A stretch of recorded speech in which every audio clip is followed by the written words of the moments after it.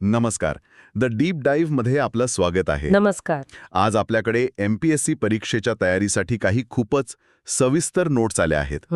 विषय आहे भारतीय आणि अर्थातच महाराष्ट्रातील सामाजिक आणि धार्मिक सुधारणा चळवळी. हो, आणि हा खूप महत्वाचा विषय आहे. अगदी. या नोट्समध्ये तथ्य, वर्ष, नावांची मोठी यादी आहे, पण आपला उद्देश फक्त ती यादी वाचणं नाहीये. बरोबर. आपण या चळवळीमागचे विचार, त्यामागचा संघर्ष आणि त्यांचे एकमेकांची काय संबंध होते हे समजून घेणार आहोत. हो. नोट्समध्ये सुरुवातीलाच प्रबोधन या संकल्पनेवर भर दिलाय. मला वाटतं सुरुवात तिथूनच करायला हवी. हो, आणि प्रबोधन म्हणजे फक्त सुधारणा नाही. ही एक वैचारिक क्रांती होती. समाजाला शतकानुशतकांच्या अज्ञान, अंधश्रद्धा आणि अन्यायाच्या अंधारातून बाहेर काढणं आणि कशाच्या दिशेने नेणं. तर्काच्या, विज्ञानाच्या आणि मानवतेच्या प्रकाशात आणण्याची एक प्रक्रिया. हे असंच का आहे हा प्रश्न विचारण्याची हिंमत देणारी ही चळवळ होती. चला तर मग या वैचारिक क्रांतीची सुरुवात कशी झाली ते बघूया. नोट्सप्रमाणे आपण आधी राष्ट्रीय पातळीवरील काही प्रमुख चळवळी पाहूया. ठीक आहे. सुरुवात करूया ब्राह्मो समाजापासून. राजा राममोहन रॉय 1828. नोट्समध्ये लिहिलंय की त्यांनी सतीप्रथेला विरोध केला. पण हे तर सगळ्यांनाच माहिती आहे. याच्या पलीकडे काय महत्वाचं होतं? यातली खरी गंमत म्हणजे त्यांचा एकेश्वरवादावरचा आग्रह. एकेश्वरवाद? हो. वरवर पाहता हा एक धार्मिक विचार वाटतो, पण तो एक मोठा सामाजिक आणि राजकीय हल्ला होता. कसं काय? त्या काळात धर्मावर आणि सामाजिक नियमांवर पुरोहित वर्गाची जी पकड होती तिलाच राजा राममोहन रॉय आव्हान देत होते. अच्छा. जर ईश्वर एकच असेल आणि तो सर्वांचा असेल तर मग या मध्यस्थांची गरजच काय? हा प्रश्नच खूप स्फोटक होता. खरे. सतीप्रथेला विरोध हे त्या मोठ्या वैचारिक संघर्षाचं फक्त एक दृश्य रूप होतं. म्हणजे धर्माच्या मूळ रचनेवरच प्रश्नचिन्ह. अगदी. आता याच काळात आणखी एक मोठी चळवळ उभी राहिली जिचा उल्लेख आपल्या नोट्समध्ये आहे. आर्य समाज. बरोबर. स्वामी दयानंद सरस्वती 1875. त्यांची घोषणा होती वेदांकडे चला. हो. मला नेहमी एक प्रश्न पडतो. एकीकडे आधुनिक विचारांबद्दल बोललं जातंय आणि दुसरीकडे जुन्या ग्रंथांकडे परत जा. हा विरोधाभास नाही का? हा खूप छान प्रश्न आहे. म्हणजे बघा, वरकरणी हा विरोधाभास वाटू शकतो, पण ही एक खूप हुशारीची रणनीती होती. रणनीती? हो. वेदांकडे चला ही घोषणा वाटते तेवढी सोपी नाही. याचा खरा अर्थ होता की वेदानंतर आलेल्या पुराणे, स्मृती आणि कर्मकांडांनी जे धर्माचे गुंतागुंतीचे जाळे विणले आहे ते नाकारणे. अच्छा. हा एक प्रकारे धार्मिक रिबूट करण्याचा प्रयत्न होता. वा. आपल्या संस्कृतीत हे चांगले विचार आहेत, आपण फक्त ते विसरलो आहोत असं सांगून त्यांनी लोकांना बदलासाठी तयार केलं. म्हणजे लोकांना या सुधारणा बाहेरून लादलेल्या किंवा परक्या वाटला नाहीत. अगदी बरोबर. परंपरेचाच आधार घेऊन परंपरेतील चुकीच्या गोष्टींना आव्हान देणं.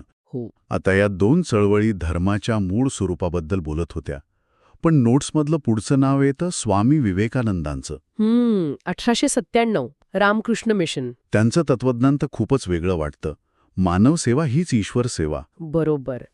विवेकानंद धर्माला देवळातून आणि कर्मकांडातून बाहेर काढून रस्त्यावरच्या गरीब आणि गरजू माणसांपर्यंत घेऊन आले. हो. त्यांच्या मते उपाशी माणसाला धर्म सांगण्यापेक्षा त्याला भाकरी देणं हे जास्त महत्वाचं ईश्वर कार्य आहे. या एका विचाराने त्यांनी भारतीय अध्यात्माला एक आधुनिक चेहरा दिला. अगदी. एक मानवतावादी आणि अत्यंत व्यावहारिक चेहरा. त्यांनी धर्माला निष्क्रियतेकडून कृतीकडे नेलं. आणि याच धर्तीवर सर सय्यद अहमद खान यांनी अलीगड चळवळीतून मुस्लिम समाजात आधुनिक शिक्षणाचा पुरस्कार केला. हो, तेही खूप महत्वाचं काम होतं. तर आपण पाहिलं की राष्ट्रीय पातळीवर ब्राह्मो समाज, आर्य समाज हे बौद्धिक आणि धार्मिक सुधारणा करत होते. पण याचा महाराष्ट्रावर काय परिणाम होत होता? महाराष्ट्रात याच विचारांना एक वेगळं, जास्त आक्रमक आणि बहुजनवादी वळण मिळालं असं म्हणता येईल का? अगदी. अगदी बरोबर. महाराष्ट्राची सामाजिक रचना, इतिहास वेगळा होता. त्यामुळे इथे प्रबोधनाची भाषा आणि दिशाही बदलली. पण आधुनिक प्रबोधनाकडे जाण्याआधी? हो. आपल्या नोट्समध्ये ज्याचा उल्लेख आहे त्या भक्ती चळवळीबद्दल बोलणं महत्वाचं आहे. कारण महाराष्ट्राची वैचारिक जमीन या भक्ती चळवळीनेच तयार केली होती. हो. म्हणजे संत ज्ञानेश्वर, नामदेव, एकनाथ, तुकाराम. बरोबर. आपण या संतांना फक्त भक्तीपुरतं मर्यादित ठेवतो, पण त्यांच्या कामात सामाजिक सुधारणेची बीजं होती का? निश्चितच. या संतांनी धर्म आणि मोक्ष सर्वसामान्यांच्या भाषेत म्हणजे मराठीत आणला. हीच मोठी गोष्ट होती. हो.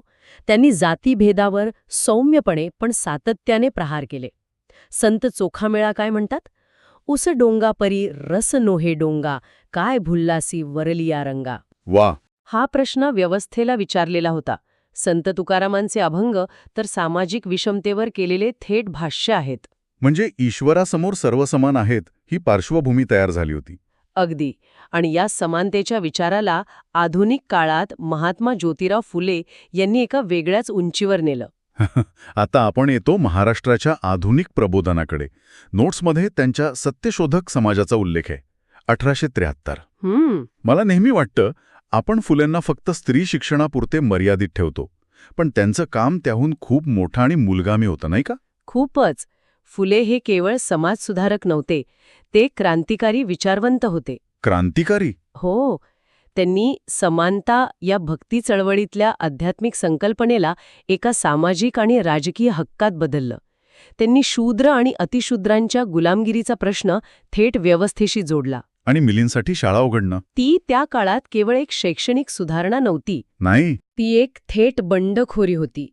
आपण कल्पनाही करू शकत नाही, पण जेव्हा सावित्रीबाई मुलींना शिकवायला जात होत्या तेव्हा लोक त्यांच्यावर दगड आणि चिखल फेकत असत. प्रत्येक दिवशी शाळेत जाणं हे एका युद्धासारखं होतं. अगदी. आणि त्यांचं लेखन, गुलामगिरी, शेतकऱ्याचा आसूड, आजही किती विचारप्रवर्तक आहे. बरोबर. आता आपल्या नोट्समध्ये फुले, शाहू आणि आंबेडकर या तिघांना एकत्र त्रिसूत्री म्हटलं आहे. हा शब्दप्रयोग मला खूप आवडला. हो, कारण ते तिघे एकमेकांना पूरक आहेत. हो. फुलेंनी जे विचार मांडले त्याला राजर्षी शाहू महाराजांनी एका राजाच्या अधिकाराने प्रत्यक्षात आणलं. बरोबर. आणि इथेच सुधारणा आणि क्रांतिकारी बदल यातला फरक स्पष्ट दिसतो. कसा?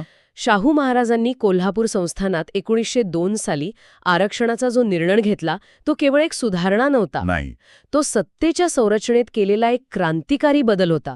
त्यांनी हजारो वर्षांपासून सत्तेबाहेर ठेवलेल्या समाजाला थेट प्रशासनात आणि अधिकारात वाटा दिला. म्हणजे त्यांनी सामाजिक न्यायाची केवळ भाषा केली नाही, तर त्यासाठी कायद्याचं शस्त्र वापरलं. अगदी. कायद्याचं शस्त्र. विचारांना कृतीची जोड मिळाली. पण याच काळात आणखी एक महत्वाचा प्रवाह होता. महर्षी विठ्ठलरामजी शिंदे. बरोबर. त्यांनी अस्पृश्यता निवारणासाठी निराश्रित सहाय्यकारी मंडळी स्थापन केली. त्यांचं कार्य आंबेडकरांच्या कार्यापेक्षा वेगळं होतं का? हो, आणि हा फरक समजून घेणं परीक्षेसाठी खूप महत्वाचं आहे. सांगा ना. शिंदे यांचा भर समाजाच्या हृदय परिवर्तनावर होता. त्यांना वाटत होतं की उच्चवर्णीयांमध्ये प्रबोधन करून, समाजसेवा करून अस्पृश्यतेसारखी क्रूर रूढी दूर करता येईल. आणि डॉक्टर आंबेडकर? या उलट डॉक्टर बाबासाहेब आंबेडकरांचा भर हक्क आणि राजकीय अधिकारांवर होता. अच्छा. त्यांच्या मते केवळ हृदय परिवर्तनाची वाट पाहून चालणार नाही, तर कायद्याने आणि संघर्षाने अधिकार मिळवावे लागतील. महाडचा चौदार तळ्याचा सत्याग्रह, हो, किंवा नाशिकचा काळाराम मंदिर सत्याग्रह, हे केवळ पाणी पिण्यासाठी किंवा मंदिरात जाण्यासाठीचे लढे नव्हते. ते मानवी हक्कांच्या स्थापनेचे लढे होते. अगदी बरोबर. वाह.